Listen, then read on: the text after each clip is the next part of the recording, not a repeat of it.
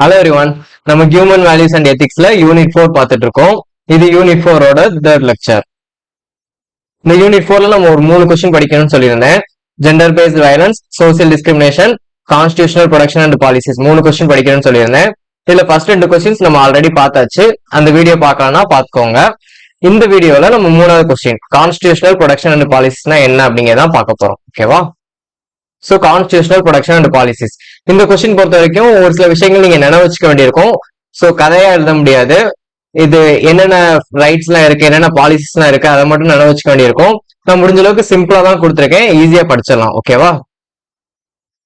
So constitutional protection and policies, நம்மளோட அரசியலமைப்பு சட்டம் எப்படி இருக்கு, நமக்கு நம்மளோட உரிமை எல்லாத்தையுமே பாதுகாக்கிறதுக்கு எப்படிலாம் சட்டம் வச்சிருக்காங்க அப்படிங்கறதான் பார்க்க போறோம். ஓகேவா? The Constitution of India provides a wide range of protections and supportive policies to ensure equality, justice and dignity for all citizens. So நம்ம நாட்டுல உள்ள எல்லா குடிமக்களுக்குமே ஈக்குவாலிட்டி, ஃப்ரீடம், மதிப்பு இதெல்லாம் கிடைக்கிறதுக்காக நிறைய சட்டங்கள் வச்சிருக்காங்க, நிறைய பாலிசிஸ், நிறைய கொள்கைகள் வச்சிருக்காங்க அப்படின்னு சொல்றாங்க. These constitutional provisions act as safeguard against discrimination and guide the government to form policies for social and economic development. So இந்த கான்ஸ்டிடியூஷனல் ஆக்ட்ஸ் எல்லாம் இருக்கு இல்லையா, இதுதான் நம்மளுக்கு ஒரு பாதுகாப்பா இருக்கு. எதுல இருந்து ஒரு பாகுபாடு எல்லாம் நடக்கல. சோசியல் டிஸ்கிரிமினேஷன் படிச்சோமோ, அந்த டிஸ்கிரிமினேஷன்ல எல்லாம் தடுக்கிறதுக்காக இந்த சட்டங்கள் தான் நமக்கு துணையா இருக்கு அப்படின்னு சொல்றாங்க. இது மூலமா, இந்த சட்டங்கள் மூலமா தான் இந்த கவர்மெண்ட் வந்து புது புது பாலிசி எல்லாம் கொண்டு வர முடியும் அப்படின்னு சொல்றாங்க. ஓகேவா? சோ இப்போ ஃபர்ஸ்ட் கான்ஸ்டிடியூஷனல் ப்ரொடக்ஷன். சோ இதுல வந்து நம்ம கான்ஸ்டிடியூஷனல் ப்ரொடக்ஷன் என்னென்ன இருக்குன்னு பார்ப்போம். அடுத்து கான்ஸ்டிடியூஷனல் பாலிசிஸ் என்னென்ன இருக்குன்னு பார்ப்போம். ஃபர்ஸ்ட் வந்து ப்ரொடக்ஷன்ஸ். ரொம்ப சிம்பிள் தான். இதை வந்து நீங்க ஆர்டர் நினைவு வச்சுக்கணும், அதான் முக்கியம். சோ ஆர்டர் நினைவு வச்சுட்டீங்க, ரொம்ப சிம்பிளா முடிஞ்சிடும். சோ இந்த ஆர்டிகல் வந்து எல்லாமே சிம்பிள் தான். பாருங்களேன், 14ல இருந்து ஸ்டார்ட் ஆகுது, இது 30 வரைக்கும் கண்டினியூஸா தான் வருது. இங்க லாஸ்ட்ல வந்து மட்டும் 32ன்னு வருது. ஒரு நம்பர் 31 விட்டுட்டு 32ன்னு வருது. ஓகேவா? சோ ஃபர்ஸ்ட் என்னது, ரைட் டு ஈக்குவாலிட்டி. எல்லாருக்குமே ஈக்குவலான ஆப்பர்ச்சுனிட்டிஸ் எல்லாமே கிடைக்கணும் அப்படிங்கிறத ரைட் டு ஈக்குவாலிட்டி. இது எங்க ஆர்டிகல்ஸ் 14ல இருந்து 18 வரைக்கும் கொடுத்துருக்காங்க. அடுத்து வந்து ரைட் டு ஃப்ரீடம். நமக்கு எல்லா ஃப்ரீடமும் இருக்கணும், ஃப்ரீடம் ஆஃப் ஸ்பீச், இந்த மாதிரி எல்லா ஃப்ரீடமும் இருக்கணும் அப்படின்னு சொல்றாங்க. இது இதுல ஆர்டிகல் 19ல இருந்து 22. ஓகேவா? அடுத்து right against exploitation. So exploitation என்னன்னா, நம்மள அடிமைத்தனப்படுத்துறது, அடிமைத்தனப்படுத்தி வேலை வாங்குறது. ஓகேவா? சோ அத மாதிரி இதுல இருந்து நம்மளை பாதுகாக்கிறதுக்கான உரிமைகள் கொடுக்காங்க. இது என்னது, ஆர்டிகல் 23யும் 24ம் கொடுத்திருக்காங்க. அடுத்து right to freedom of religion. So நம்ம ஆல்ரெடி பார்த்தது தானே, யாருனாலும் எந்த மதத்தினாலும் ஃபாலோ பண்ணிக்கலாம் அப்படின்னு சொல்றது right to freedom of religion. இது எங்க ஆர்டிகல் 25ல இருந்து 28 வரைக்கும் கொடுத்திருக்காங்க. அடுத்து cultural and educational rights. So யாருனாலும் எந்த கல்ச்சர்னாலும் ஃபாலோ பண்ணிக்கலாம், எல்லாருக்குமே சமமான உரிமை இருக்கு, அதே மாதிரி எல்லாருக்குமே படிக்கிறதுக்கும் சமமான உரிமை இருக்கு அப்படின்னு சொல்றது ஆர்டிகல் 29 30 சொல்லியிருக்காங்க. அடுத்து right to constitutional remedies. So இது என்ன அப்படின்னு கேட்டீங்கன்னா, நமக்கு ஏதாவது பிரச்சனை அப்படின்னா நம்ம டைரக்டா கோர்ட்டுக்கு போகலாம், அதுக்குண்டான உரிமை இருக்குன்னு சொல்றாங்க. இது வந்து ஆர்டிகல் 32. ஓகேவா? சோ இவ்வளவுதான். இந்த 6 ரைட்ஸை மட்டும் நீங்க வரிசை ஆர்டர் நினைவு வச்சுட்டீங்கன்னா ரொம்ப சிம்பிளா முடிஞ்சிடும். ஓகேவா? First right to equality.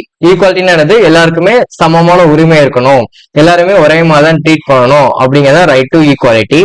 So பாருங்க, this right ensures that all citizens are treated equally before the law without discrimination based on caste, religion and gender.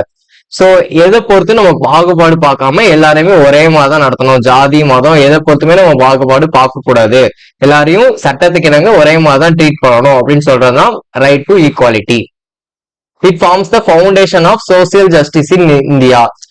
So நம்ம கவர்மெண்டோட சமூக நீதிகளுக்கு இதான் ஒரு அடிப்படையா இருக்குது, அடித்தளமா இருக்குது. ஓகேவா? நெக்ஸ்ட் வந்து ரைட் டு ஃப்ரீடம்.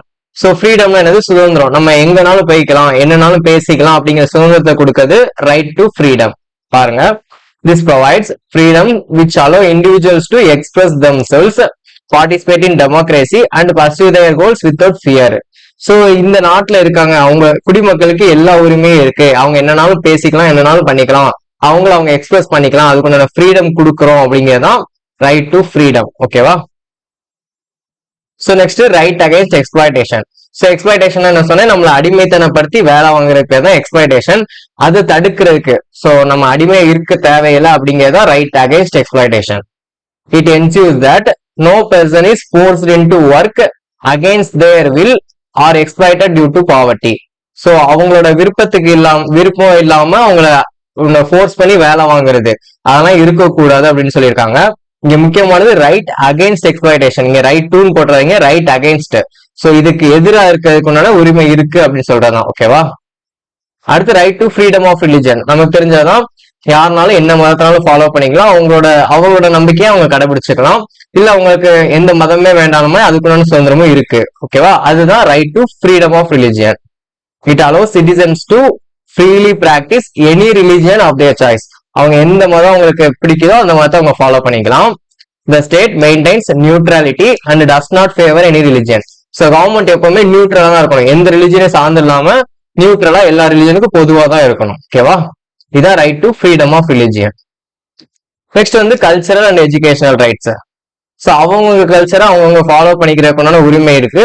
அதே மாதிரி எல்லாருக்குமே சமமான எஜுகேஷன் கிடைக்கிறதுக்குண்டான உரிமையும் இருக்கு. அதான் கல்ச்சரல் அண்ட் எஜுகேஷனல் ரைட்ஸ். பாருங்க, these rights protect the culture, language and education of minority groups.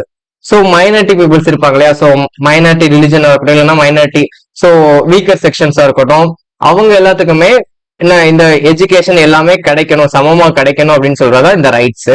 It prevents discrimination against minority communities. So ஒரு பாகுபாடு மைனாரிட்டி பீப்புள் அப்படி ஒரு பாகுபாடு பார்க்காம இருக்கிறதுக்காக இந்த ரைட்ஸை கொடுத்துருக்காங்க. ஓகேவா? இதுதான் cultural and educational rights. Next வந்து ரைட் டு கான்ஸ்டிடியூஷனல் ரெமடிஸ். இது நான் சொன்னதுதான், நமக்கு ஏதாவது பிரச்சனைனா நமக்கு ஹைகோர்ட்டுக்கு ஒரு கோர்ட்டுக்கு போறதுக்குடான உரிமையை கொடுத்திருக்காங்க. அதான் ரைட் டு கான்ஸ்டிடியூஷனல் ரெமடிஸ். பாருங்க, this right allows citizens to approach the supreme court or high court directly if their fundamental rights are violated. So அவங்களோட உரிமை ஏதாவது பாதிக்கப்பட்டுச்சு அப்படின்னா நம்ம டைரக்டா கோர்ட்டுக்கு போய்க்கலாம், அதுக்குள்ள உரிமை நமக்கு இருக்கு அப்படின்னு சொல்றாங்க. ஓகேவா? சோ இதுதான் கான்ஸ்டிடியூஷனல் ப்ரொடக்ஷன்ஸ். சோ ஒரு 6 ப்ரொடக்ஷன் இருக்கு, தெளிவா பாத்துக்கோங்க. இது வந்து ஆர்டரா தான் எழுதணும். இந்த ஆர்டிகிள் நீங்க எழுதுனீங்க எக்ஸாம்ல, இந்த ஆர்டிகிள் எல்லாத்தையுமே மென்ஷன் பண்ணீங்கன்னா இது ஆர்டர்ல தான் எழுதணும், கரெக்டா பாத்துக்கோங்க. நெக்ஸ்ட் வந்து கான்ஸ்டிடியூஷனல் பாலிசிஸ். சோ இப்ப எல்லாமே பார்த்தீங்கன்னா ப்ரொடக்ஷன்ஸ் பார்த்திருக்கோம். இது வந்து பாலிசிஸ், என்னென்ன கொள்கைகள்லாம் இருக்கு அப்படிங்கிற பார்க்க போறோம். சோ இதுல 4 பாலிசி தான். ஃபர்ஸ்ட் வந்து directive principles of state policy, அடுத்து social justice and equality policies, அடுத்து women and child welfare policies, அடுத்து எஜுகேஷனல் பாலிசிஸ். 4 பாலிசி தான், சிம்பிளா தான் இருக்கும், பார்க்கலாம். ஃபர்ஸ்ட் வந்து directive principles of state policy. So இது வந்து எல்லாமே சொன்னதுதான் திருப்பி திருப்பி சொல்லிட்டு இருப்பாங்க. எல்லாருக்குமே சமமான உரிமை கொடுக்கணும், எல்லாத்துக்குமே சமமா இருக்கணும், ஈக்குவாலிட்டியா இருக்கணும் அப்படிங்கறதான் இதுவும் இந்த பிரின்சிபிளும். பாருங்க, directive principle of state policy வந்து டிபிஎஸ்பின்னு சொல்லலாம்.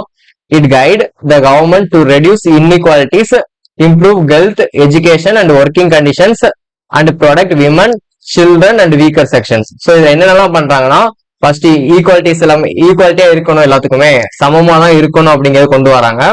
அடுத்து ஹெல்த் கேர், ஸோ மெடிக்கல் ஃபீல்டை இம்ப்ரூவ் பண்றது, எஜுகேஷன் ஃபீல்டை இம்ப்ரூவ் பண்றது, இது எல்லாத்தையுமே பாத்துக்கிறதுக்கும் இந்த பாலிசி எல்லாம் கொண்டு வராங்க. அடுத்து அதே மாதிரி women, children and weaker sections, இவங்க எல்லாத்தையுமே ப்ரொடெக்ட் பண்றதுக்கு, எந்த டிஸ்கிரிமினேஷனும் இல்லாம ப்ரொடெக்ட் பண்றதுக்காகவும் இந்த பிரின்சிபிள்ஸ் கொண்டு வந்திருக்காங்க. ஓகேவா? ஸோ தான் directive principles of state policy, DPSP. ஓகேவா? Next social justice and equality policies. So social ஜஸ்டிஸ்னா என்னது? சமூக நீதி, ஈக்வாலிட்டி, இங்கேயுமே ஈக்வாலிட்டியா தான் சொல்றாங்க. பாருங்க, these policies aim to uplift marginalized groups through reservations and anti-discrimination laws. So என்ன அப்படின்னா, மைனாரிட்டி பீப்புள் இருப்பாங்க, அவங்களுக்கு வந்து ஒரு ரிசர்வேஷன் இதெல்லாம் கொடுத்து டிஸ்கிரிமினேஷன் வந்து பாதுகாத்து அவங்களுக்கு சமமான உரிமை கிடைக்கிறதுக்காக தான் இந்த பாலிசிஸ் எல்லாம் கொண்டு வந்திருக்காங்க. They reduce inequality and ensure fair distribution of resources. So inequality குறையுது, எல்லாருமே சமமா இருக்கணும், அதே மாதிரி எல்லாத்துக்குமே எல்லா உரிமையும் கரெக்டா கிடைக்கணும், எல்லாத்துக்குமே ஒரே அளவு தான் ஆப்பர்ச்சுனிட்டிஸ் கிடைக்கணும். ஓகேவா? ஸோ இதான் social justice and equality policies. Next வந்து women and child welfare policies. Women, பெண்களுக்கும் குழந்தைகளுக்கும் என்னென்னலாம் கொள்கைகள் வச்சிருக்காங்க பாருங்க. Government programs like POCSO act, domestic violence act and mid day meal scheme protect and empower women and children. So POCSO சட்டம் கொண்டு வந்திருக்காங்க, டொமஸ்டிக் வயலன்ஸ் ஆக்ட் கொண்டு வந்திருக்காங்க, அடுத்து மிட் டே மீல் மதிய உணவு திட்டம், இது எல்லாமே பெண்களையும் சில்ட்ரன் குழந்தைகளையும் பாதுகாக்கிறதுக்காக கொண்டு வந்திருக்காங்க. ஓகேவா? குழந்தைகளை பாதுகாத்து அவங்களுக்கு படிப்பு கல்வி கொடுக்கணும் அப்படிங்கறதுக்காக இந்த பாலிசிஸ் எல்லாம் கொண்டு வந்திருக்காங்க. நெக்ஸ்ட் வந்து எஜுகேஷனல் பாலிசிஸ். எல்லாருக்குமே படிக்கிறதுக்குண்டான உரிமை இருக்கு அப்படின்னு சொல்றதுதான் இந்த எஜுகேஷனல் பாலிசிஸ். பாருங்க, இந்த right to education act, scholarships and skill development programs expand access to education. So நிறைய ஸ்காலர்ஷிப் கொடுக்காங்க, ஸ்கில் டெவலப்மெண்ட் ப்ரோக்ராம்ஸ் கொடுத்து எஜுகேஷனை இன்னும் எல்லாரும் அசஸ் பண்ற மாதிரி கொண்டு வந்துட்டு இருக்காங்க.